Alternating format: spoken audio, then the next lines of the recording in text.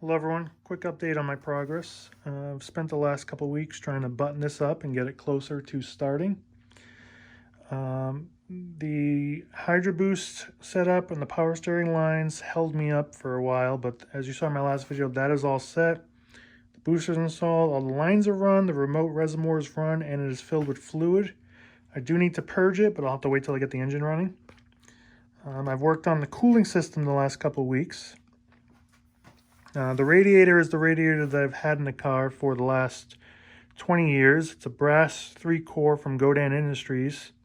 It's actually in excellent shape. I looked it over internally, externally, couldn't find any reason to replace it, so it's still in the car until it fails. I had no issues cooling the car with this.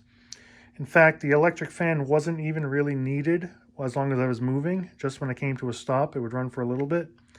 So I don't really feel that the radiator needs to be replaced. So it's really the only old part on this entire build.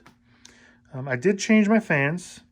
So previously I was running a 94 to 95 SN95 Mustang fan.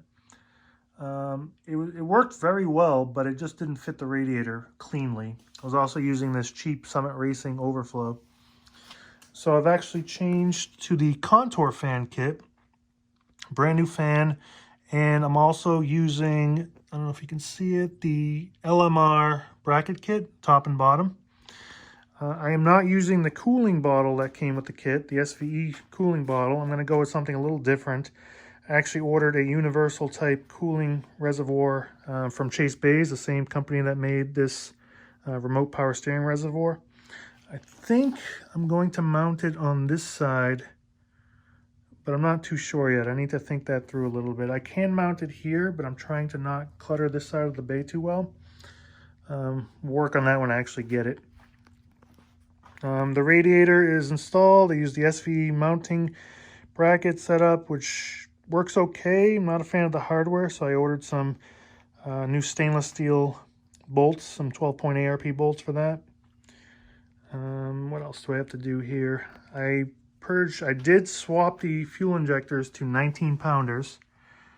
The only reason I did that, if you can see them in there, the only reason I did that was because my mass air meter that I have is for 19-pounders and I'm running the A9L.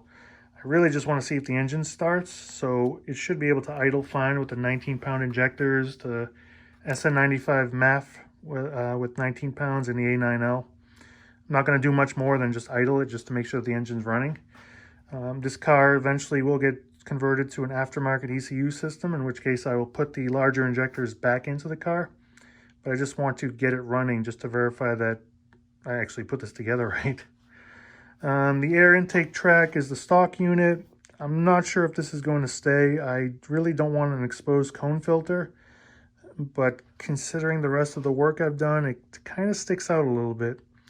So I'm not sure what I'll do with that. I may remove the Motorcraft sticker. But I kind of like the originality of that, but it's not exactly in the best shape, but we'll leave it for now. I have to add some coolants. I need to set the distributor rotor to number 1, and that's it. I think we're ready to start it up and see if this works. I do need to finish bleeding the brakes. I want to bleed the Hydro Boost and the brake system at the same time. I do have a pedal. I can stop the car, move around the driveway and such. But there's a little bit of air left in the system. So these calipers I may not keep. I've actually been thinking really hard about getting the bare 6P calipers. It's about $2K for that. I don't know if I want to spend that now or just get the car done first and then spend it later on. It's all the little odds and ends, the nickel and diming right now. You know, things like radiator hose overflow, hardware, these little bracket kits. What else do I need to order? I think I'm going to swap out my vacuum tree here, which is mounted on the inner fender.